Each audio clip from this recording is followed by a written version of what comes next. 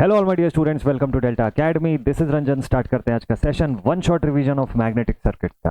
तो आज की क्लास में हम लोग मैग्नेटिक सर्किट्स का वन शॉट रिवीजन करेंगे। ट्रांसफार्मर अगर समय बचता है तो उसका भी शुरुआत कर देंगे रिवीजन का, जो अगली क्लास में कंप्लीट होगा। अगर नहीं टाइम बचता है तो कोई दिक्कत की बात नहीं है, नेक्स्ट सेशन पर कंप्लीटली हम लोग ट्रांसफार्मर का वन शॉट रिवीजन करेंगे। ठीक है, तो आई होप प्रीवियस वीडियोज आप लोगों ने देखा होगा, डीसी नेटवर्क्स और AC single phase, three phase, third module तक हम लोगों ने कंप्लीट कर लिया है। अब आज की क्लास का इस वन शॉट रिवीजन का शुरुआत करने जा रहा हूं मैं, तो एकदम ध्यान से देखिएगा। नोट्स आपके पास सारी चीजों का है, जितना भी कुछ मैं यहाँ पे बताने वाला हूँ, तो नोट्स की चिंता मत करिए। जितना मैं बताते जा रहा हूँ बस सिर्फ देखते चले जाइए, कुछ नहीं करना है, कोई कॉपी पेन किसी चीज की जरूरत नहीं है। Everything is noted down there. आखिरी में इंपॉर्टेंट बताऊंगा, इंपॉर्टेंट पोर्शन आपके एग्जामिनेशन के हिसाब से, उसको चाहे तो आप मार्क कर सकते हैं अपने नोट्स के ऊपर। शुरुआत करते हैं। तो आज की क्लास का जो टॉपिक है वो है magnetic circuits and single phase transformer. Major focus magnetic circuits के ऊपर ही रहेगा हमारा। ठीक है, single phase transformer next time करेंगे। तो स्टार्ट करते हैं विद मैग्नेटिक सर्किट। ये थर्ड नहीं फोर्थ मॉड्यूल था हमारा, चौथे नंबर पे पढ़ा था हम लोगों ने इसको। मैग्नेटिक सर्किट्स में हमको ये समझ में आया था कि भाई यहाँ पर ना हम उन सर्किट्स की बात कर रहे हैं जहां पर मैग्नेटिक फिनोमिना ऑफ इलेक्ट्रिसिटी वो वर्क करने वाली है। यानी कि मेजरली वो सभी सर्किट्स जो इलेक्ट्रोमैग्नेटिक सिस्टम्स के ऊपर काम करते हैं, कि इलेक्ट्रिकल सप्लाई के फ्लो की वजह से जिनके अंदर मैग्नेटिक फील्ड का क्रिएशन होता है, ऐसे सर्किट्स की बात करेंगे हम लोग इस चैप्टर के अंदर। ठीक है, तो मैग्नेटिक सर्किट्स का ये जो चैप्टर था, इसमें हम लोगों ने बात किया कुछ बेसिक टर्म्स के बारे में। सबसे पहले तो ये जाना कि इलेक्ट्रिकल सप्लाई की वजह से कैसे मैग्नेटिक फील्ड क्रिएट होती है, नॉर्थ एंड साउथ पोल का क्या एस्पेक्ट होता है, मैग्नेट के बाहर और मैग्नेट के अंदर का क्या डिफरेंस होता है, कि मैग्नेट के बाहर लाइन ऑफ फोर्सेस नॉर्थ से साउथ के डायरेक्शन में जाते हैं, लेकिन inside the magnet the line of forces are always from south to north. ये एक बहुत बेसिक थिंग था जो एजेई के एग्जाम के अंदर तो बहुत मायने रखता है, वहां पूछा भी हुआ इससे क्वेश्चन, बट यूनिवर्सिटी एग्जामिनेशन में ऐसा कोई क्वेश्चन आपको नहीं पूछा इससे। ठीक है, तो फिर ठीक है, हम लोग फिर डायरेक्टली मेन टॉपिक पर आते हैं। यहां से हम लोगों ने टर्म्स यूज पढ़ना शुरू किया था। हम लोगों ने देखा कि मैग्नेटिक सर्किट के अंदर क्या क्या टर्म्स यूज करेंगे, और इससे 2 मार्क्स का क्वेश्चन आपके पेपर में बनता है। कोई भी एक या दो टर्म आपको एक्सप्लेन करने को बोल सकता है। ठीक, ये जो चैप्टर है सभी यूनिवर्सिटी के स्टूडेंट्स के सिलेबस का पार्ट नहीं है। अगर आपकी यूनिवर्सिटी के सिलेबस में ये चैप्टर इंक्लूडेड है तो डेफिनेटली आप इस वीडियो को देखिएगा। अगर आपकी यूनिवर्सिटी के सिलेबस में ये चैप्टर नहीं है तो you can leave this chapter for now, क्योंकि अब एक दो दिन में आपका क्योंकि एग्जामिनेशन है तो आप इसको ड्रॉप कर सकते हैं अभी के लिए। हाँ, अगर आप इस चीज के लिए पढ़ रहे हैं कि इसके बेसिस पे आगे के चैप्टर्स जैसे कि ट्रांसफार्मर, इलेक्ट्रिकल मशीन, ये क्लियर हो सके तो वेल एंड गुड है। बिल्कुल देखिए, एक ही शॉट में पूरा रिवाइज करवा दूंगा मैं। तो हम लोग स्टार्ट करते हैं मैग्नेटिक सर्किट्स को।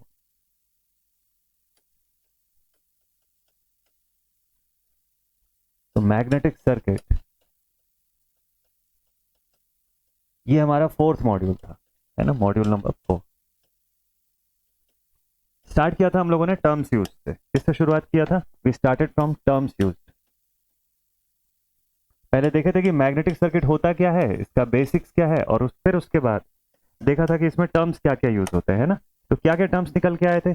सबसे पहले बात हुई थी अबाउट मैग्नेटिक फ्लक्स क्या होता है ना, मैग्नेटिक फ्लक्स क्या होता है। तो मैग्नेटिक फ्लक्स यानी मैग्नेटिक लाइन ऑफ फोर्सेस जो यूनिट नॉर्थ पोल से ओरिजिनेट होकर के निकलती है किसी भी मैग्नेट के। ठीक है, मैग्नेटिक फ्लक्स को हम लोग किससे डिनोट करते हैं? इसको हम लोग फाई से डिनोट करते हैं, और इसकी यूनिट क्या होती है? वेबर्स होती है। तो हम लोग ये बोलते हैं कि 10⁸ लाइन ऑफ फोर्सेस के कॉम्बिनेशन से हम बोलेंगे एक वेबर का फ्लक्स है। तो अगर कोई आपसे पूछे कि 1 वेबर ऑफ फ्लक्स कब क्रिएट होती है, तो जब 10⁸ लाइन ऑफ फोर्सेस का क्रिएशन होता है मैग्नेटिक फील्ड के फॉर्म में। ठीक है, इन लाइन ऑफ फोर्सेस की क्या टेंडेंसी होती है? ये हमेशा पैरेलल होते हैं एक दूसरे के, कभी भी इंटरसेक्ट नहीं करते एक दूसरे को। ठीक है, तो ये लाइन ऑफ फोर्सेस ना बिल्कुल पैरेलल एक्ट करते हैं एक दूसरे के, कभी भी ये ऐसे इंटरसेक्ट करते हुए एक्ट नहीं करेंगे एक दूसरे से। तो ये इंपॉर्टेंट है अगर सेम मैग्नेट के लाइन से। तो यूनिट इसकी वेबर्स है, और इसको 10⁸ लाइन ऑफ फोर्सेस या मैक्सवेल्स के फॉर्म में भी हम लोग बताते हैं। और ये किससे एनालॉगस है? इलेक्ट्रिक करंट में, इलेक्ट्रिक सर्किट में करंट का जो काम है वही मैग्नेटिक सर्किट में फ्लक्स का काम है। वहां हम लोग बोलते हैं करंट फ्लो हो रही है, because actually physically flow of charges होता है वहां पर। ये क्योंकि वेव थ्योरी के ऊपर बेस्ड है, तो यहाँ पे हम लोग फ्लक्स फ्लो हो रही है ऐसा वर्ड नहीं यूज करते हैं, क्योंकि वेव थ्योरी है ना, वेव में कोई सॉलिड पार्टिकल फ्लो होता हुआ नहीं दिख रहा है आपको। तो वहां पर जस्ट बिकॉज वेव थ्योरी के अंडर में ये चीज वर्क कर रहा है, तो हम इसको ट्रांसफर बोलते हैं। तो मैग्नेटिक फ्लक्स का ट्रांसफर होता है, मैग्नेटिक फ्लक्स फ्लो नहीं करता है किसी चीज में, ठीक है। तो ये सब वाइवा वाले क्वेश्चन है एक्चुअल में। देन उसके बाद मैग्नेटिक फ्लक्स डेंसिटी हम लोगों ने पढ़ा। फ्लक्स डेंसिटी क्या होता है? तो मैग्नेटिक लाइन ऑफ फोर्सेस पर यूनिट एरिया, ठीक। तो जब मैग्नेटिक लाइन ऑफ फोर्सेस जो आपको मिल रहे हैं किसी भी कंडक्टर या मटेरियल के पर यूनिट एरिया के आधार पे, तो उसको हम लोग बोलते हैं फ्लक्स डेंसिटी। किसी भी चीज की डेंसिटी बताते हो तो हमेशा पर यूनिट एरिया के रिस्पेक्ट में बताते हैं हम लोग। तो क्वांटिटी पर unit area is the density, ठीक। इसको किससे डिनोट किया? इसको बी से डिनोट करते हैं हम लोग। This is denoted by B. इसको कैपिटल बी से हम लोग डिनोट करते हैं और इसकी यूनिट होती है टेस्ला। यूनिट क्या होती है? टेस्ला होती है। तो मैंने बोला कि B is equal to flux per unit area, current density J, current per unit area, ठीक है। तो flux per unit area weber per square metre, ये टेस्ला के फॉर्म में इसको लिखते हैं। किससे एनालॉगस है? Current density J is equal to I upon A से। Similarly next is magnetic field intensity. Magnetic field की तीव्रता, उसकी इंटेंसिटी कैसे शो करते हैं? एच से डिनोट करते हैं। और ये बताता है कि कोई भी मटेरियल जिसको यूनिट नॉर्थ पोल के करीब में प्लेस करूंगा किसी मैग्नेट के, तो वो मैग्नेटिक मटेरियल जो फोर्स एक्सपीरियंस करेगा फ्रॉम दैट फील्ड, उसी को हम लोग बोलते हैं मैग्नेटिक फील्ड इंटेंसिटी, ठीक है। एच से डिनोट किया, H is equal to N I upon L, इसका फॉर्मूला निकल के आता है एन आई। एन आई मतलब N is for number of turns, I is for supply current and L is the length of conductor, ठीक है। तो इनकी यूनिट्स को आप प्रॉपर पुट करोगे तो ऊपर यूनिट बनती है एम्पियर टर्न्स और डिवाइडेड बाय नीचे यूनिट बनती है मीटर्स की। तो इसको जब आप कंबाइन करोगे तो एम्पियर टर्न्स पर मीटर या एम्पियर्स पर मीटर, इसकी unit magnetic field intensity, H की यूनिट, ठीक है। किससे एनालॉगस है? इलेक्ट्रिक फील्ड इंटेंसिटी, ई से एनालॉगस है। एनालॉजी जरूर से पढ़ के जाइएगा एग्जामिनेशन में, एनालॉजी से क्वेश्चन बनता है, आपको पूछ सकता है कि ये किसके एनालॉगस है, वो भी बताना है आपको साथ में, ठीक है। 1 मार्क्स का क्वेश्चन में डायरेक्टली एनालॉजी पूछता है। 2 मार्क्स का अगर शॉर्ट नोट लिखने देगा इनमें से किसी भी चीज के ऊपर, तो आपको ये पूरा चीज बताना होगा। ये 3 चीज मेजरली बताएगा। सबसे फर्स्ट उसके डेफिनेशन, सेकंड उसका फॉर्मूला जो भी होता होगा, थर्ड उसकी यूनिट और फोर्थ उसकी एनालॉजी। ये 3 से 4 चीजें ऐसी डिटेल्स हैं जो मैग्नेटिक सर्किट में किसी भी टाइप का अगर आपको थ्योरी पूछता है इन टर्म्स से, तो ये 4 चीज जरूर से बता के आइएगा आप वहां पे, ठीक है। चलिए नेक्स्ट पॉइंट पर आते हैं हम लोग। तो नेक्स्ट पॉइंट पर हम लोगों ने पढ़ा अबाउट द परमिएबिलिटी। परमिएबिलिटी जिसको कि हम लोग म्यू से शो करते हैं, it is given as mu naught into mu R. Permeability हमको बताता है कि कोई मटेरियल कितने गुड अमाउंट में मैग्नेटिक फील्ड को कंडक्ट करेगा अपने थ्रू, ठीक है। तो it is the property of a magnetic material to conduct the magnetic line of forces through it. Mu naught into mu R के फॉर्म में बताया। अब ये म्यू नॉट क्या होता है? म्यू नॉट जो होता है इसको बोलते हैं एब्सोल्यूट परमिएबिलिटी या परमिएबिलिटी इन वैक्यूम, ठीक है। क्या कहलाता है ये? This is absolute, absolute permeability. Expression क्या होता है इसका? इसकी वैल्यू क्या होती है? इसकी वैल्यू होती है 4 pi into 10 raise to the power -7। क्या होता है? वेबर्स? बिल्कुल भी नहीं। तो इसकी यूनिट होती है हेनरी पर मीटर। वेबर्स पर मीटर नहीं, हेनरी पर मीटर, ठीक है। तो 4 pi into 10 raise to the power -7। इसकी वैल्यू फिक्स रहती है। वैक्यूम के केस की परमिएबिलिटी है, लेकिन इसकी वैल्यू हमेशा फिक्स रहती है। न्यूमेरिकल बनाने के समय हमेशा इस डेटा की जरूरत पड़ती है हमको, ठीक है। Then mu R is the relative permeability of the medium. ये रिलेटिव परमिएबिलिटी है, ये मीडियम टू मीडियम वेरी करेगी। यूजुअली एयर और वैक्यूम के केस में इसकी वैल्यू 1 होती है। बाकी अदर मीडियम के अकॉर्डिंग गुड मैग्नेटिक मटेरियल होगा तो 1 से ऊपर जाएगी, पुअर मैग्नेटिक मटेरियल होगा तो 1 से नीचे चली जाएगी इसकी वैल्यू, ठीक। एनालॉगस किससे होता है? कंडक्टिविटी से एनालॉगस होता है, ठीक है। Permeability is analogous to what? It is analogous to conductivity. Permittivity अलग केस में होता है, ठीक है। तो डायनामिक और स्टैटिक फॉर्म के हिसाब से हमको इसकी एनालॉजी बनानी होती है। बात करें रिलक्टेंस की, तो रिलक्टेंस बिल्कुल वैसे ही होता है जैसे इलेक्ट्रिक सर्किट में रेजिस्टेंस होता है। रेजिस्टेंस करंट की फ्लो को अपोज करता है, रिलक्टेंस मैग्नेटिक फ्लक्स के ट्रांसफर को अपोज करता है। भाई यहाँ करंट नहीं है ना, यहाँ मैग्नेटिक फ्लक्स है। तो मैग्नेटिक फ्लक्स जब आप ट्रांसफर करोगे तो मटेरियल की ऐसी टेंडेंसी जिसकी वजह से उस ट्रांसफर को वो अपोज करेगा, दैट इज द रिलक्टेंस। तो रिलक्टेंस को एक्सप्रेस करते हैं हम लोग from capital S, it is given as L upon A mu. L क्या होता है? Length of conductor. लंबाई जितनी बढ़ाओगे रिलक्टेंस भी उतना इंक्रीज होगा। सेम लाइक रेजिस्टेंस, रेजिस्टेंस भी लेंथ ऑफ कंडक्टर के इंक्रीज होने से बढ़ता है और एरिया ऑफ क्रॉस सेक्शन के बढ़ाने से कम हो जाता है। रिलक्टेंस के साथ भी यही सीन है, एरिया ऑफ क्रॉस सेक्शन आप इंक्रीज करोगे रिलक्टेंस रिड्यूस हो जाएगा, ठीक है। इसकी यूनिट क्या होती है? एम्पियर टर्न्स पर वेबर, एनालॉगस टू रेजिस्टेंस, ठीक। नेक्स्ट पॉइंट था हमारे पास परमियंस। परमियंस जो होता है ना वो रेसिप्रोकल होता है रिलक्टेंस का। जैसे रेजिस्टेंस का रेसिप्रोकल आप लिखते हो कि आर का रेसिप्रोकल अगर लूं 1/r तो आपको मिलता है कंडक्टेंस। सेम ऐसे ही जब मैं 1/s लिखता हूं तो मेरे पास आता है परमियंस। तो कंडक्टेंस और परमियंस एक एनालॉजी के अंदर आते हैं, ठीक है। तो परमियंस क्या बोलोगे आप? Reciprocal of reluctance. तो फॉर्मूला रिवर्स हो जाएगा, यूनिट भी वेबर पर एम्पियर टर्न। एनालॉजी किससे बनी? कंडक्टेंस से। देन आता है हमारे पास नेक्स्ट पॉइंट पर मैग्नेटोमोटिव फोर्स। अब ये कौन सा फोर्स है? ये बिल्कुल वैसे ही होता है जैसे ईएमएफ होती है आपके पास। अब ईएमएफ अगर है आपके पास, ईएमएफ क्या होती है? इलेक्ट्रोमोटिव फोर्स, इलेक्ट्रॉन्स को मोशन में लाने के लिए लगने वाला फोर्स। बस वैसे ही मैग्नेटोमोटिव फोर्स होगा जो मैग्नेटिक फील्ड को या मैग्नेटिक फ्लक्स को मोशन में लाने के लिए या आगे ड्राइव करने के लिए रिक्वायर्ड होता होगा, ठीक है। तो ईएमएफ का एक्सप्रेशन अगर मैं ओम्स से बनाऊं तो कैसे बनता है? E is equal to I into R, यही एक्सप्रेशन बनेगा ना। अब मैग्नेटिक सर्किट के फॉर्म में अगर मुझको एमएफ लिखना है तो मैं कैसे लिखूंगा? करंट की जगह क्या होता है? फ्लक्स होता है। रेजिस्टेंस की जगह क्या होता है? रिलक्टेंस होता है। बन गया इसका पहला फॉर्मूला, ये देखो यही है। और इसी फॉर्मूले से डिराइव होकर दो और एक्सप्रेशंस आते हैं कि MMF magnetomotive force is given as HL या NI। ये सब एक दूसरे से डिराइव्ड है। मेजर फॉर्म इसका फाई इंटू एस के फॉर्म में होता है। तो क्वेश्चन में जैसी डेटा गिवन है वो चेक करके उसके अकॉर्डिंग आप फॉर्मूले में पुट करिएगा डेटा। हो सकता है आपको NI दिया होगा, HL दिया होगा या फाई एस दिया होगा। जो दिया है उसके अकॉर्डिंग वो फॉर्मूले में पुट करिए, एमएफ की वैल्यू आप इजीली बता पाएंगे। वहां पे यूनिट क्या होती होगी इसकी? यहाँ पर ईएमएफ की यूनिट तो वोल्ट्स होती है, तो यहाँ पे फाई एस के हिसाब से क्या यूनिट बनता है? फाई यानी कि वेबर्स और एस यानी कि एम्पियर टर्न्स पर वेबर। तो क्या बचा at the end? Weber cancel out हो गया, ऊपर बचा एम्पियर टर्न्स। जी हाँ, यही इसकी यूनिट होती है, ठीक है। तो एम्पियर टर्न्स पर वेबर इसकी यूनिट यहाँ से बनती है। This is the unit for magnetomotive force. तो यहाँ तक तो कुछ बेसिक टर्म्स होगा जिसके बारे में आपको जानना चाहिए। अब इसके बाद 2 मार्क्स से बढ़ के 4 नंबर के क्वेश्चन आते हैं। कहां से? 2 पॉइंट्स हैं हमारे पास, magnetic leakage flux and magnetic fringing. इनसे बनते हैं 4 मार्क क्वेश्चन, ठीक। थोड़े बड़े क्वेश्चन बनते हैं, कभी कभी 2 मार्क्स में भी क्वेश्चन बनता है जिसमें सिर्फ डिफाइन करना होता है। तो एक डायग्राम बनाइएगा और डिफाइन करिएगा जैसा मैं आपको बता रहा हूं उस अकॉर्डिंग। 4 मार्क्स में पूछेगा तो पूरा डिटेल में डिराइव करिए, डिफाइन भी करिएगा। डायग्राम तो है ही है, प्लस साथ में एक्सप्रेशन, लीकेज कोफिशिएंट सब चीज बताइएगा वहां पे, ठीक है। चलिए देखते हैं क्या होता है। Now what is the magnetic leakage flux? होता यह है कि जब हम किसी मैग्नेटिक सर्किट के थ्रू फ्लक्स का ट्रांसफर करते हैं, ठीक। तो अब देखो मैग्नेटिक सर्किट में से अगर आप फ्लक्स भेज रहे हो तो फ्लक्स में ऐसा कोई बाउंडेशन नहीं है इलेक्ट्रिक करंट के जैसे कि इलेक्ट्रिक करंट को उसी वायर के अंदर से ही फ्लो होना पड़ेगा up to a very large value.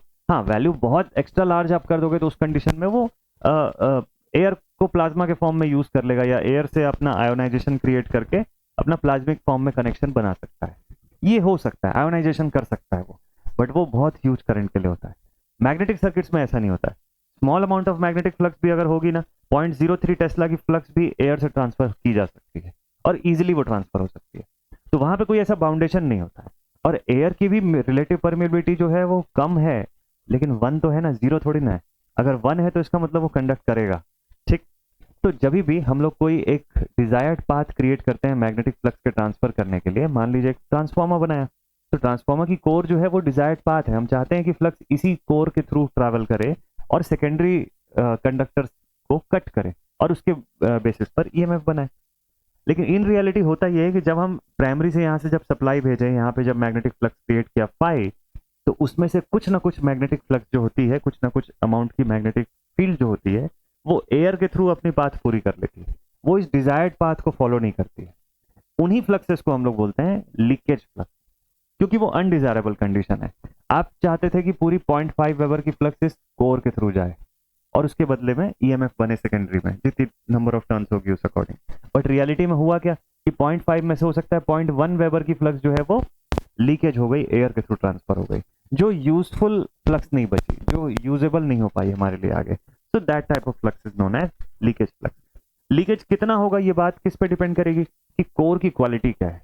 आपने जो मैग्नेटिक कोर डिजाइन किया हुआ है, ये जितना बेटर फेरोमैग्नेटिक मटेरियल होगा, इसकी परमिबिलिटी जितनी हाई होगी उतना कम लीकेज होगा, ठीक है, उतना कम लीकेज होगा। इस पॉइंट को ध्यान रखिएगा। तो फाइल अगर हमारा लीकेज फ्लक्स है, फाइल हम लोग लीकेज फ्लक्स बोलते हैं, phi U is our useful flux, therefore we can say कि फाई टोटल जो है वो इन दोनों का सम है, useful flux plus leakage flux का सम, ठीक। और यहां पर हम लोग बताते हैं लीकेज कोएफिशिएंट। लीकेज कोएफिशिएंट को हम लोग किससे शो करते हैं? लैम्डा से शो करते हैं। क्या एक्सप्रेशन बनता है इसका? Phi T upon phi U. Total flux upon useful flux. Total कितनी फ्लक्स थी with respect to useful flux. Expression की वैल्यू जो होती है वो कैसी होती है, ये 1 से ऊपर नहीं होगी, टोटल से बड़ी थोड़ी ना हो जाएगी यूजेबल। टोटल 0.5 है तो यूजेबल 0.6 थोड़ी ना हो जाएगा, पॉइंट या तो वो ज्यादा से ज्यादा 0.5 होगा या उससे नीचे ही होगा, ठीक है। तो इसकी value is never greater than 1। ये इंपॉर्टेंट होता है, लीकेज कोफिशिएंट को देख करके हम समझ सकते हैं कि उस पर्टिकुलर डिवाइस में लीकेज फ्लक्स कैसा है, मतलब उसका जो मटेरियल है कोर का वो कितना अच्छा फेरोमैग्नेटिक मटेरियल है, किस क्वालिटी का फेरोमैग्नेटिक है, या कितना कमजोर क्वालिटी का फेरोमैग्नेटिक मटेरियल है, ठीक है। तो मैग्नेटिक डिवाइसेस के अंदर, मैग्नेटिक मटेरियल्स के अंदर या मशीन्स के अंदर ये लीकेज फ्लक्स की प्रॉब्लम आती है। इसको दूर करने के भी बहुत सारे तरीके होते हैं, ठीक। नेक्स्ट इसके बाद हम लोगों ने बात की about the magnetic fringing. Fringing की कंडीशन क्या होती है, देखो कभी भी अगर एक हायर रिलेटिव परमेबिलिटी का कोर लगा हुआ है और बीच में उसको मैं कट कर दूं तो क्या आ जाएगा, बीच में एयर आ जाएगा। एयर की परमेबिलिटी कम है, तो जो मैग्नेटिक लाइन ऑफ फोर्सेस एक गुड कंडक्टर से ट्रेवल कर रही थी, अचानक से एक पुअर कंडक्टर आ जाएगा उनके बीच में, तो उनकी ट्रांसफरिंग हो जाएगी स्लो। जब ट्रांसफरिंग स्लो होगी तो देखो फ्लक्स कोई बाउंडेड तो है नहीं कि उतना ही एरिया से फ्लो होगी, फ्लक्स आसपास का भी एरिया यूज कर सकती है। जैसे यहाँ पे देखो इतना एरिया ये लोग यूज कर रहे थे ट्रैवल होने के लिए, लेकिन जैसे ही एयर के पास पहुंचे यहाँ पर क्या हुआ, मैग्नेटिक फ्रिंजिंग की कंडीशन होने लग गई। मतलब मैग्नेटिक लाइन ऑफ फोर्सेस अब ज्यादा एरिया, पहले से ज्यादा एरिया इस्तेमाल कर रहे हैं ट्रांसफर होने के लिए, तो मोर एरिया इज रिक्वायर्ड, ज्यादा एरिया से ये लोग सब तरफ से ट्रैवल होंगे। दूसरा, इनकी जो जिस गति से ये लोग ट्रांसफर हो रहे थे, जिस स्पीड से लोग ट्रांसफर हो रहे थे, उतना बेटर ट्रांसफरिंग यहाँ नहीं होगा एयर में, क्योंकि रिलेटिव परमेबिलिटी कम है ना। हो सकता है मैग्नेटिक मटेरियल की रिलेटिव परमेबिलिटी 900 होगी, एयर की 1 है, केवल 1 है, तो पहले बेटर ट्रांसफर हो रहा था, अब यहाँ ट्रांसफरिंग कमजोर हो गया है। तो मैग्नेटिक फ्रिंजिंग इसी कंडीशन को बोलते हैं। मैग्नेटिक फ्रिंजिंग को ही बल्जिंग इफेक्ट बोलते हैं। तो बल्जिंग इफेक्ट में ये समझ में आता है कि फ्लक्स अब ज्यादा एरिया यूज करने लग जाएगा एयर के थ्रू ट्रैवल करने में। तो जब भी कोई मैग्नेटिक लाइन ऑफ फोर्सेस को हायर रिलेटिव परमेबिलिटी से लोअर रिलेटिव परमेबिलिटी के मीडियम पे आप भेजते हो, तो वहां पर लोअर वाले सेगमेंट पर मैग्नेटिक बल्जिंग होता है। उसी इफेक्ट को मैग्नेटिक फ्रिंजिंग कहा जाता है। मैग्नेटिक फ्रिंजिंग के 2 आफ्टर इफेक्ट्स होते हैं। First thing increased cross sectional area, और second thing reduced magnetic flux density. ध्यान दीजिएगा, सबसे पहले CSA इंक्रीज, और CSA इंक्रीज हुआ तो क्या हुआ, B is equal to flux per unit area होता है। अगर A इंक्रीज हो गया तो सिंपल सी बात है ना कि B कम हो जाएगा, so that means reduced cross section area,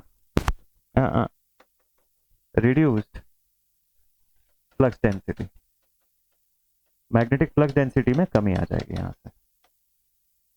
तो क्लियर है ये वाला पॉइंट। चलो अब हम आते हैं अपने अगले पॉइंट पर। तो ये थे magnetic fringing and magnetic leakage flux. अब एक बहुत इंपॉर्टेंट फिनोमेना आता है यहाँ से, which is known as magnetic hysteresis या BH कर्व बोलते हैं। मैग्नेटिक हिस्टेरिसिस को समझने के लिए हम लोग B और H का एक कर्व ट्रेस करते हैं।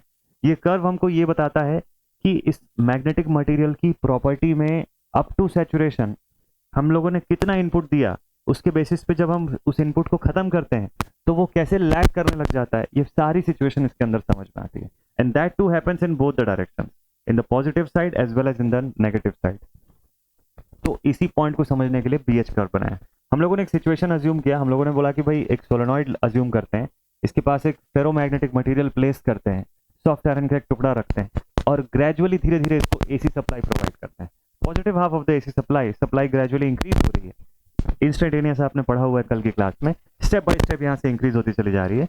धीरे धीरे जैसे ही ग्रेजुअली सप्लाई इंक्रीज होगी, मटेरियल जो होगा मैग्नेटाइज होने लग जाएगा इन अ सर्टेन डायरेक्शन। तो मटेरियल ग्रेजुअली देखो यहाँ पे H है एक्स एक्सिस पे, Y एक्सिस पे B हम लोगों ने ट्रेस किया, ठीक है। आप सबको पता है कि H जो है it is directly proportional to I, B जो होता है it is directly proportional to H, ठीक। तो जब मैं करंट इंक्रीज करूंगा तो H इंक्रीज होगा, और H इंक्रीज होगा तो B भी इंक्रीज होगा। ये इसका आफ्टर इफेक्ट है। तो यहां से मैंने शुरुआत किया, इंक्रीज होना शुरू हुआ up to the saturation point, ठीक है। तो सैचुरेशन के लेवल तक हम लोगों ने क्या किया, करंट इंक्रीज किया, H इंक्रीज हुआ, B भी साथ में इंक्रीज हो रहा है। देखकर कैसा लग रहा है कि लीनियर है ग्राफ, बट एग्जैक्टली लीनियर नहीं होगी आगे चल के, ठीक है। अब इसके बाद क्या हुआ, सेकंड केस, अब करंट को हम लोग रिड्यूस करना शुरू करेंगे। तो होना क्या चाहिए यहाँ पे, इससे ये होना चाहिए कि इससे H जो है वो भी रिड्यूस हो जाना चाहिए, और H के कम होने से B भी कम हो जाना चाहिए। यही इफेक्ट माइंड में आ रहा है आपके, लेकिन जब रियलिटी में ये चीज करते हैं तो ऐसा नहीं होता। जब हम लोग यहाँ से जब इसको रिड्यूस करना शुरू किया करंट को, तो H तो कम हो रहा है, लेकिन B जो है वो उस सेम प्रपोर्शन में कम नहीं हो रही है। क्यों? क्योंकि मटेरियल के अंदर ये फिनोमिना होता है, ये सारी चीजें मॉलिक्यूलर लेवल पे होती है मटेरियल में, ठीक है। मॉलिक्यूलर लेवल पे ये सारा कुछ हो रहा होता है कि अगर इसके मॉलिक्यूल्स एक डायरेक्शन में अलाइन हुए हैं और सडनली आपने डायरेक्शन चेंज किया या रिवर्स कर रहे हैं, तो वो रीअलाइन दूसरे डायरेक्शन में तुरंत नहीं हो सकते। तो करंट तो सडनली चेंज हो गया, बट रीअलाइनमेंट उनका वापस नहीं हो पाया उस डायरेक्शन में, वो अभी हो रहे हैं धीरे धीरे अलाइन। तो इसलिए वहां पे मैग्नेटिक फ्लक्स डेंसिटी जो है वो रेसिडुअल फ्लक्स के फॉर्म में आपको दिखाई देती है। तो from this point to point B यहाँ रेसिडुअल फ्लक्स दिखता है। इस पॉइंट पर करंट जीरो हो चुकी है, एच भी जीरो हो चुका है, लेकिन फ्लक्स डेंसिटी अभी भी बची हुई है। इस कंडीशन को हम लोग क्या बोलते हैं, सोचिए। इस कंडीशन का एक नाम बताया था मैंने आप लोग को, इसको क्या बोलते हैं, कि इस कंडीशन को हम लोग क्या बोलते हैं, इसी को हटाने के लिए कोअर्सिव फोर्स लगाते हैं।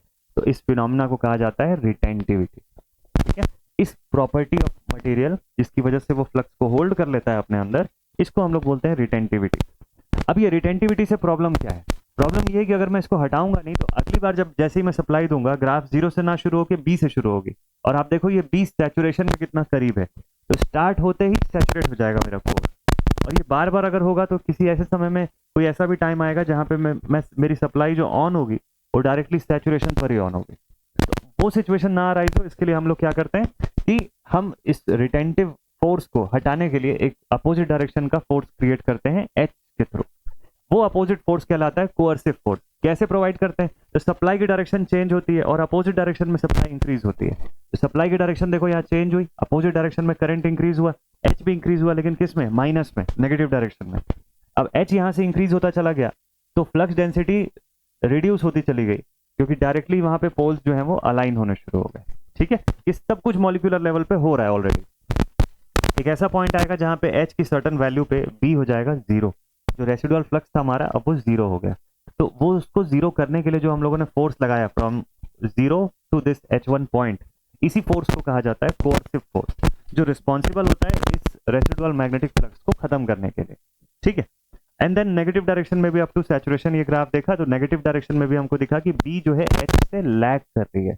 इसी लैगिंग कंडीशन को बोलते हैं हिस्टेरीन, जिसका कि नाम बनता है हिस्टेरेसिस ग्रेजुअली, ठीक है। तो ये किस में होता है हिस्टेरेसिस? सिर्फ और सिर्फ फेरोमैग्नेटिक मटेरियल में ही हिस्टेरेसिस का फिनोमेना दिखेगा आपको। हर मैग्नेटिक मटेरियल में, हर मटेरियल में नहीं होता है हिस्टेरेसिस। अगर होगा किसी में तो हमेशा और हमेशा ध्यान रखिएगा, it occurs only in the ferromagnetic material.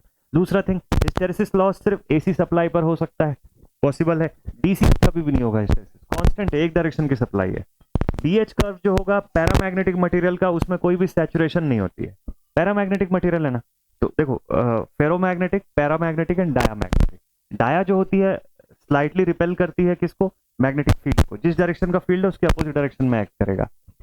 Paramagnetic material क्या होता है? जैसे कि फॉर एग्जांपल एयर है, तो वो मैग्नेटिक फील्ड के साथ उसकी म्यू आर की वैल्यू 1 पे रहेगी पैरामैग्नेटिक मटेरियल के केस में, तो बहुत वीकली अट्रैक्ट होती है उस मैग्नेटिक फील्ड।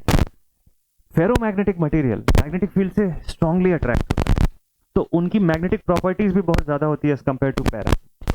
तो ये कंडीशन होती है। तो पैरामैग्नेटिक की अगर आप बात करोगे ना, तो उनके अंदर क्योंकि कोई सैचुरेशन है ही नहीं, म्यू आर की वैल्यू 1 है, इसलिए हमेशा देखना लीनियर कंडीशन दिखाई देगा आपको उसका। अगर आप बीएच कर्व ट्रेस करोगे ना तो ऐसा नहीं बनेगा, उसका BH curve up to saturation का सीन ही नहीं है, तो वो बस एक लीनियर, एक कांस्टेंट फॉर्म में आपको दिखता रहेगा, ठीक है। तो ये तो हो गई हिस्टेरेसिस कर्व की बेसिक थिंग। अब हिस्टेरेसिस कर्व का फॉर्मूला और एक्सप्रेशन क्या बनता है यहाँ से? तो इसका एक्सप्रेशन हम लोग बताते हैं। हिस्टेरेसिस कर्व या हिस्टेरेसिस लॉस पावर अगर आप देखोगे तो it is given as PH is equals to KH BM to the power N F into V. इस सभी चीजों का मतलब क्या है? F represents the frequency, B जो है मैक्सिमम फ्लक्स डेंसिटी को शो करता है, बीएम जो है that is the maximum flux density, F is the supply frequency, V is the volume of a conductor, और केएच है हिस्टेरेसिस लॉस कांस्टेंट, वाट्स पर मीटर क्यूब या पर क्यूबिक मीटर के फॉर्म में इसको हम लोग शो करते हैं, ठीक है। हिस्टेरेसिस लॉस को एलिमिनेट करने का क्या तरीका है कि आप जितना बेटर क्वालिटी का फेरोमैग्नेटिक मटेरियल यूज करोगे उतना कम रिटेंटिव होगा वो, और उतनी कम कोअर्सिव फोर्स की रिक्वायरमेंट होगी। कर्व जो है वो नैरो होता चला जाएगा। हिस्टेरेसिस कर्व जितना नैरो बन रहा है उतनी अच्छी क्वालिटी की मटेरियल है, उतना हाई लेवल का फेरोमैग्नेटिक मटेरियल है। तो अगर कोई आपसे पूछे कि इस डायग्राम नंबर 1 और 2 में से ज्यादा बेटर मटेरियल कौन सा है जो आपको मशीन के लिए इस्तेमाल करना चाहिए, तो right answer should be option 1। Option 1 जो है इसकी कर्व नैरो है, इसका मतलब इसमें जो रिटेंटिविटी है वो भी कम है, और उसको हटाने के लिए जो फोर्स लगेगा coercive force, that is also less required, ठीक है। तो ये कंडीशन है। इसके लिए नॉर्मली प्रैक्टिकल केस में हम लोग सीआरजीओ जो है मटेरियल उसका इस्तेमाल करते हैं, कोल्ड रोल्ड ग्रेन ओरिएंटेड, इसके बारे में मशीन में भी मैंने आप लोग को बताया हुआ है। और अब बात करते हैं नेक्स्ट दूसरे मैग्नेटिक फॉर्म ऑफ लॉसेस की, that is the eddy current loss. कल की क्लास में जब ट्रांसफार्मर पढ़ेंगे तो दिखेगा उसमें इसका इस लॉस का कितना इंपॉर्टेंस होता है, एडी करंट एंड हिस्टैरिसीस का। एडी करंट लॉसेस क्या होते हैं? ये एडी करंट्स बेसिकली एडीज होती हैं जो सर्कुलेटिंग करंट्स के फॉर्म में हमको मिलती हैं, जो मेन सप्लाई करंट को अपोज करती हैं on the basis of Lenz law. ठीक है, तो they are the circulating current of opposing nature to the applied field. जो भी अप्लाइड फील्ड होगा उसको अपोज करेंगी, सर्कुलेटिंग नेचर पर दिखेंगी।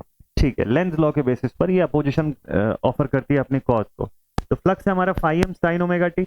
तो फैराडेज लॉ ऑफ इलेक्ट्रोमैग्नेटिक के इंडक्शन के हिसाब से और लेंज लॉ के बेसिस पर हम बताएंगे कि एडी करंट लॉस पावर जो होता है PE, जिसको डिनोट करते हैं, it is given as KE into BM square F square T square into V। Expression का मतलब क्या है? देखो, एडी करंट लॉस पावर जो होती है ना, सप्लाइड फ्रीक्वेंसी के स्क्वायर वैल्यू के ऊपर डिपेंड करती है। ठीक है, थिकनेस के भी स्क्वायर वैल्यू पे डिपेंड करती है। और V stands for the volume of a material, maximum flux density का square, and K is the eddy current loss constant. ठीक है, इसको रिमूव करने के लिए हम लोग क्या यूज करते हैं? Laminated sheet of silicon steel का इस्तेमाल करते हैं। एडी करंट किस में हो सकता है? फेरो में, किस सब मेटल में? तो right answer is in all kind of metal. किसी भी मेटल में अगर मैं AC सप्लाई प्रोवाइड करता हूं, यानी कि टाइम वेरिंग या फ्लक्चुएटिंग सप्लाई अगर मैं प्रोवाइड करता हूं, तो वहां पे एडी करंट्स होने के पूरे चांसेस होते हैं। ठीक है, इसका एक गुड एग्जांपल आपको डीसी मशीन के अंदर देखने को मिला। जब आप कंस्ट्रक्शन पढ़ रहे थे तो मैंने आपको बताया कि डीसी मशीन का कंस्ट्रक्शन करने के समय पोल शूज जो होते हैं उनको लैमिनेट करना पड़ता है हमको। क्यों लैमिनेट करना पड़ता है? आप बोलोगे सर डीसी मशीन है, वहां तो डीसी सप्लाई हो रही होगी, और आपने तो बोला कि इसको टाइम वेरिंग सप्लाई देना होता है। तो आप सबको पता है कि डीसी मशीन, खासतौर पर डीसी जनरेटर जो होता है, उसके पोल शूज के अराउंड आप देखोगे आर्मेचर में इनिशियली जो सप्लाई बनती है वो ऑल्टरनेटिंग सप्लाई ही बनती है, Faraday's law of electromagnetic induction के हिसाब से। उस ऑल्टरनेटिंग सप्लाई के बेसिस पे जो पोल शूज हैं, जो सबसे ज्यादा इंटरेक्ट करते हैं उस ऑल्टरनेटिंग सप्लाई से, वहां पर एडीज क्रिएट हो सकती है। उससे बचाने के लिए हमको पोल शूज को पतली शीट्स के फॉर्म में और भी एक दूसरे से लैमिनेट करके क्रिएट करना पड़ता है, ताकि वहां पे एडी करंट्स का इफेक्ट ना क्रिएट हो। आगे जाके फिर डीसी जनरेटर का जो आउटपुट के समय आप आगे जाओगे तो वहां पर आपको कम्यूटेटर मिलेगा, और कम्यूटेटर जो है वो क्या करेगा, उसको डीसी में कन्वर्ट करेगा। बट इनिशियली बनता तो सब कुछ, जो ईएमएफ है वो ऑल्टरनेटिंग नेचर का ही बनता है वहां पर भी। तो सेम थिंग हैपेंस हियर। तो एडी करंट की रेमेडीज बस इतनी है कि आप वहां पर thin laminated sheets of silicon steel का इस्तेमाल कर लो।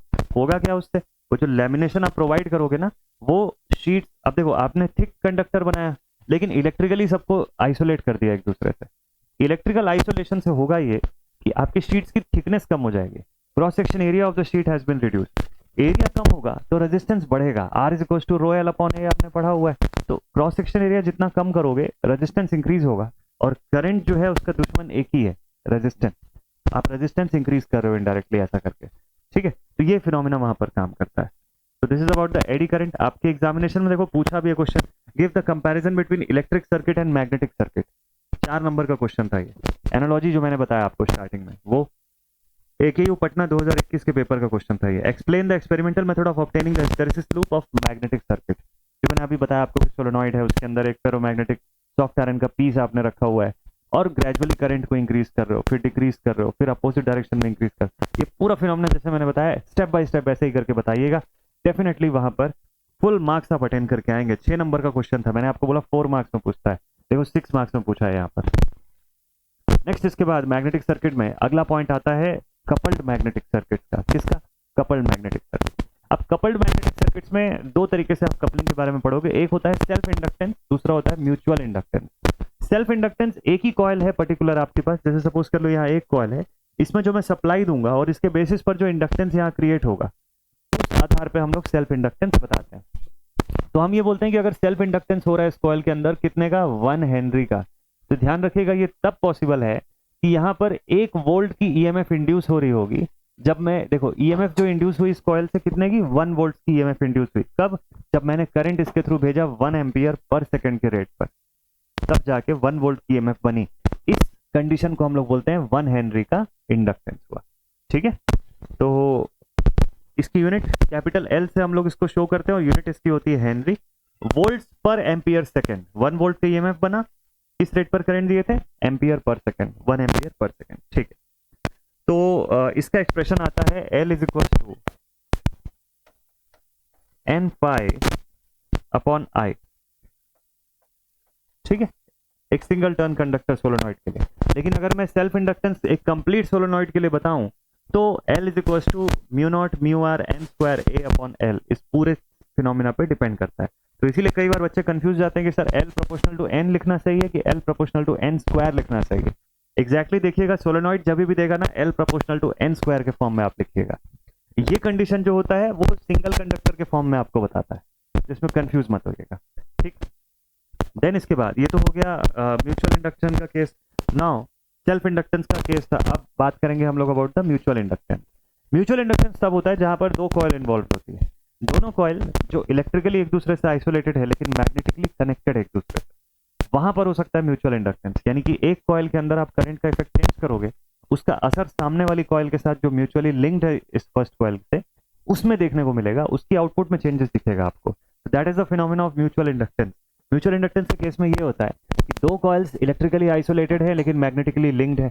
अब सप्लाई मैंने कॉइल नंबर 1 से दिया, इसका इफेक्ट जो होगा, इसके अंदर फ्लक्स बना φ1, लेकिन इसका जो म्यूचुअल फ्लक्स हुआ, जो लिंक्ड फ्लक्स जो है वो 512 से शो हुआ। किससे शो हुआ? 512 से, यानी फ्लक्स फ्रॉम 1 टुवर्ड्स 2 ऐसे। तो इसका जो म्यूचुअल इंडक्टेंस का एक्सप्रेशन निकल के आता है, वो एक्सप्रेशन निकल के आया n d∅12 या n2 d∅12 अपॉन di1। ये एक्सप्रेशन निकल के आया कब? जब मैं सप्लाई एक कॉइल 1 से दिया हूं और कॉइल 2 पे इसका आउटपुट ले रहा हूं, ठीक है। तो मुझको ये समझ में आया कि ये म्यूचुअल इंडक्टेंस किस पे डिपेंड कर रहा है? n2 पे, यानी कि जिस कॉइल से मैं आउटपुट ले रहा हूं वहां की नंबर ऑफ टर्न्स कितनी है, कितना लिंक्ड फ्लक्स कितना था, 512 था। अच्छा, ये लिंक्ड फ्लक्स था विथ रिस्पेक्ट टू di1 जो सप्लाई करंट मैंने दिया। लेकिन अगर इसका उल्टा कर दें तो सप्लाई अगर मैं कॉइल 2 से देता हूं और कॉइल 1 पे लिंकेज देखता हूं तो कोई दिक्कत नहीं है। मैं जहां पर भी लिंकेज देख रहा हूं उस कॉइल के नंबर ऑफ टर्न्स मैटर करेंगे। तो मैं n2 की जगह n1 लिख दूंगा। फ्लक्स कौन सा होगा? d∅21 होगा इस बार, φ2 से 1 की तरफ जो फ्लक्स है, ठीक है। तो मैं इसको बदल के d∅21 लिख देता। और करंट कौन सी भेज रहा हूं यहाँ पे? di2। i2 करंट में कुछ भी चेंजेस होगा उसके हिसाब से म्यूचुअल इंडक्टेंस में चेंज आएगा। i1 तो हमारी इंड्यूस्ड करंट है, इससे मतलब नहीं होगा, ठीक है। तो ऐसे दो सिनेरियो निकल के आते हैं, दो फॉर्मूले निकल के आते हैं। इसका डेरिवेशन पूछता है आपके एग्जामिनेशन में, और इसके ऊपर अगर न्यूमेरिकल क्वेश्चन आएगा तो किस टाइप का वो बताता हूं मैं अभी। देन इसके बाद कोफिशिएंट ऑफ कपलिंग आया।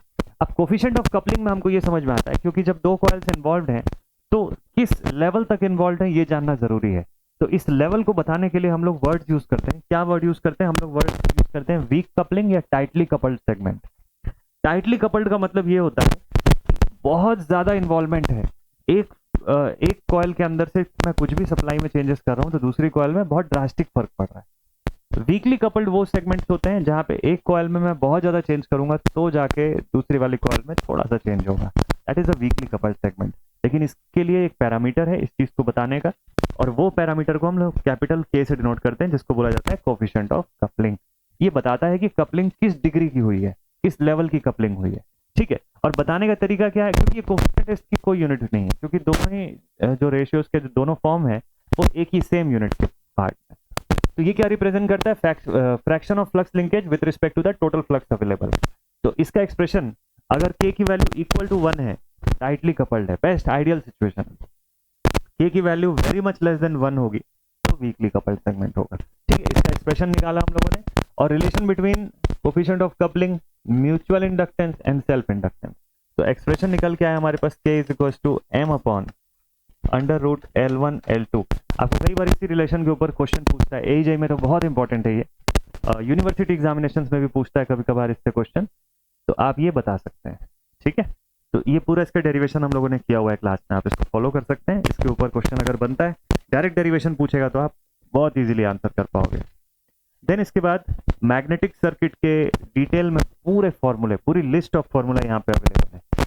अगर कल आपका एग्जामिनेशन है, आज ये पढ़ रहे हैं, इस पूरी लिस्ट को रेडी कर लीजिए, क्वेश्चंस 2-3 बना के देख लीजिए, आपको समझ के चलिए आप मेजर पोर्शन पढ़ लिया आप मैग्नेटिक सर्किट का, वहां पे गुड लेवल पे क्वेश्चन बना के आ पाओगे, ठीक है।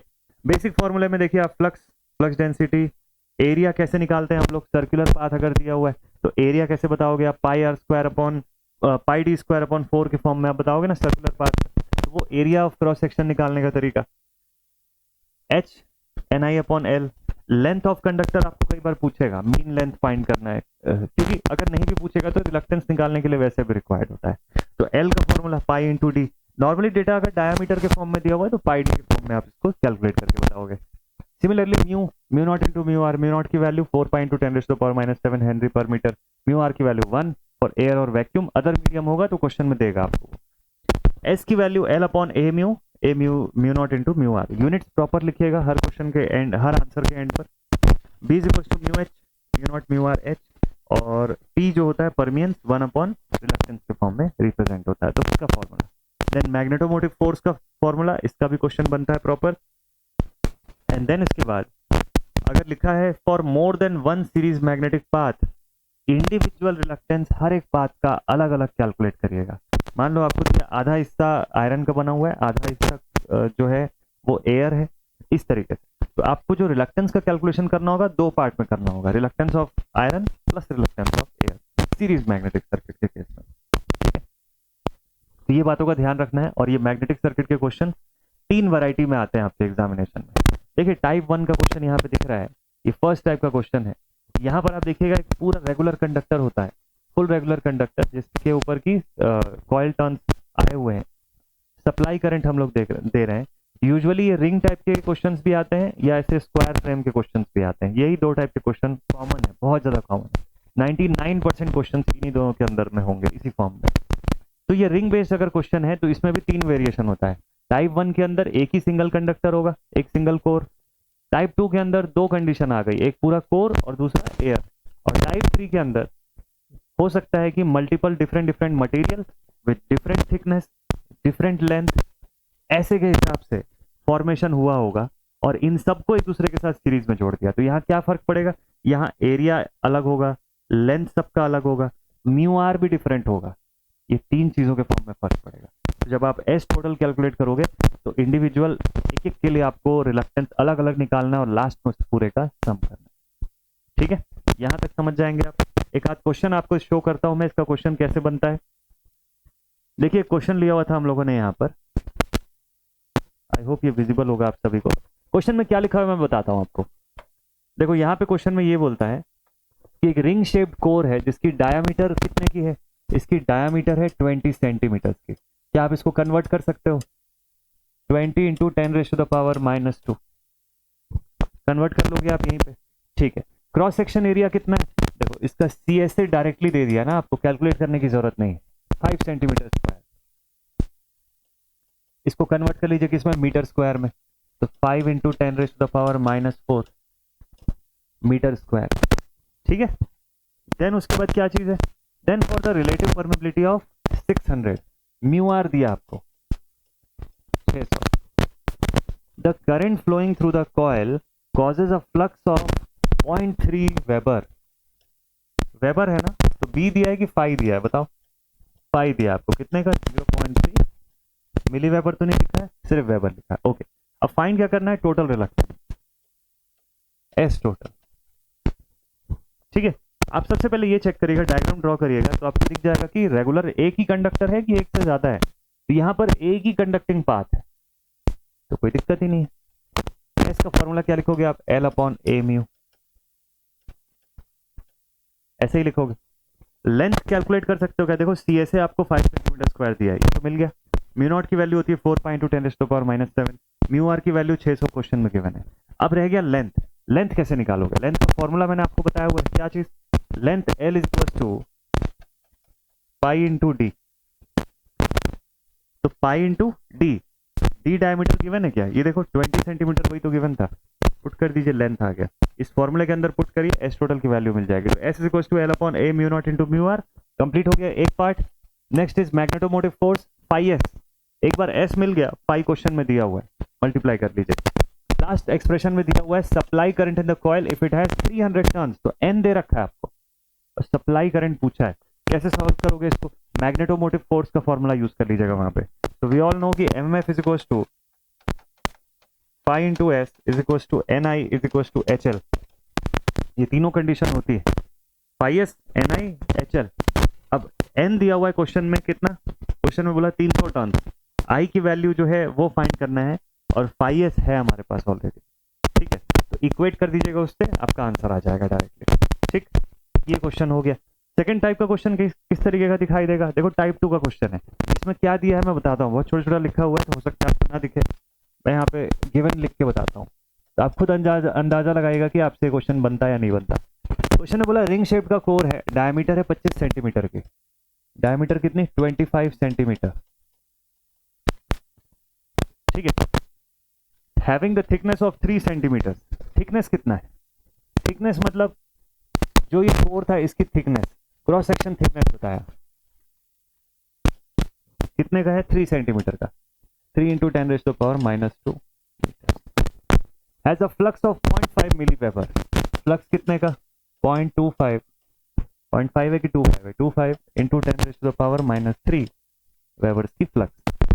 When the current of 4 ampere is provided, तो आई की वैल्यू कितनी गिवन है 4 ampere is provided, assuming a saw cut of 0.4 mm। अब ये जो सॉ कट है ना यहीं पे खेल है पूरा, तो लेंथ ऑफ एयर गैप यहाँ पे दिया हुआ है 0.4 इंटू 10⁻³ मिलीमीटर्स में दिया है ना, हम इसको मीटर्स में कन्वर्ट कर लिए, कितने में 0.4 इंटू 10⁻³ ओके, ठीक है। तो that is length of gap is provided assuming a saw cut of itna in the core and considering mu r of the core to be 500, relative permeability of the core is 500, किसका core का, air का हम सबको पता है 1 होता है।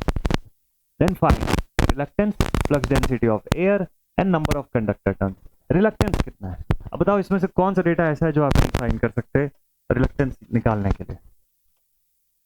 S is equal to, अब देखो यहाँ पर दो चीज होगी, रिलक्टेंस ऑफ मटेरियल किस चीज का बना है रिंग शेप्ड कोर, अच्छा material of core plus reluctance of air gap, दो फॉर्म में निकालना पड़ेगा। तो आपको क्या चाहिए यहाँ पे length of core upon area of core mu naught mu R of core, ठीक है। देन उसके बाद length of air gap upon area of air gap, mu naught common होता है, mu R of air gap, mu R air gap का 1 ही होता है, mu naught fix है। एरिया ऑफ एयर गैप आपको ऑलरेडी यहाँ पे पता रहेगा कि अगर क्वेश्चन में फ्रिंजिंग नहीं हो रहा है बाय डिफॉल्ट आपको वही एरिया रखना है जो आपने कोर का अज्यूम किया। अब कोर की एरिया यहाँ कैसे निकालोगे, देखो जब भी आपको थिकनेस का डायमीटर गिवन रहेगा ना इसी का यूज करिएगा एरिया निकालने के लिए। आपने पढ़ा area is equal to pi D square upon 4, D की वैल्यू पुट करिए एरिया आ जाएगा। लेंथ निकालने के लिए पूरा कंप्लीट लेंथ निकालने के लिए एल टोटल निकालने के लिए आप लिखोगे पाई इंटू डी, उसमें ये डायमीटर पुट करिएगा, सरकमफरेंस के फॉर्म में निकाल रहे हैं हम लोग, ठीक है। और टोटल लेंथ में से एयर गैप की लेंथ को माइनस कर दीजिए, जो बचा वो कोर की लेंथ है, तो यहाँ पुट करने के लिए फॉर्मूला आ गया, ठीक। इसमें पुट करिए पूरा डेटा एक साथ कैलकुलेट करिएगा, एक डेसिमल प्लेस भी अगर चेंज होगा ना तो आपके आंसर में हजारों में फर्क आएगा, हजारों में, रिलक्टेंस के केस की बात कर रहा हूँ। तो इसीलिए एक साथ कैलकुलेट करिएगा, पूरे कैल्सी में एक साथ पुट करिएगा पूरा चीज, एक ही बार में आंसर निकालिएगा। दो पार्ट में इसको अलग अलग सॉल्व करके ऐड करेंगे ना बहुत बड़ा डिफरेंस दिखेगा। ये कुछ इंपॉर्टेंट पॉइंट्स हैं। दूसरा आप कैल्सी में जब इक्वेशंस पुट करेंगे पूरे 4 पाई इंटू 10⁻⁻⁷ ब्रैकेट लगा के ये चीज करिएगा, ठीक। एक बार चेक कर लीजिए कैल्सी आपका रेडियंस में तो नहीं है, डिग्रीज में होना चाहिए सेट, डिग्रीज में रखिएगा, नहीं तो पाई को वो 180 डिग्री ले लेगा, रेडियंस के फॉर्म में सेट होगा, ठीक है। ये सब चीजें एग्जाम में हमेशा चेक करिएगा। बेटर थिंग ये है कि कैल्सी को पहले क्लियर कर लीजिएगा पेपर शुरू करने से पहले। Then number of conductor turns, flux density in the air, ये सारी चीजें कैलकुलेट की जा सकती है। यहाँ पे पूरा सोल्यूशन बना हुआ है, क्लास में मैंने कराया हुआ है, तो इसमें घबराना नहीं है, सब चीजों में सब बन जाएगा आपसे।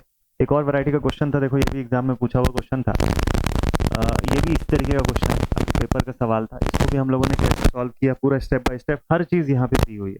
तो जितना कुछ मैंने आज की क्लास में आपको रिवाइज करवाया, इतना पोर्शन सॉलिड वे में अगर आप करके जा रहे हैं तो मैग्नेटिक सर्किट्स पूरा सॉल्व करके आएंगे, वहां पे सारे क्वेश्चन बनेंगे, ठीक है। तो पूरा कॉन्फिडेंस रखिए, एकदम गुड लेवल पे आप प्रिपरेशन करके जा रहे हैं, बहुत अच्छा स्कोर करके आना है आप सभी को। तो आज का सेशन यहीं पर अब एंड करता हूँ, कल की क्लास में transformer and then DC machine के साथ हमारा ये रिवीजन का पोर्शन जो होगा वो कंप्लीट होगा। बाकी ऑन गोइंग जो आपके लेक्चर्स हैं एलटी स्विच गियर्स वगैरह के वो चलते रहेंगे, वो अपनी जगह पे आते रहेंगे। बेसिक इलेक्ट्रॉनिक्स के लेक्चर्स जो है वो भी आने शुरू हो जाएंगे अब ग्रेजुअली।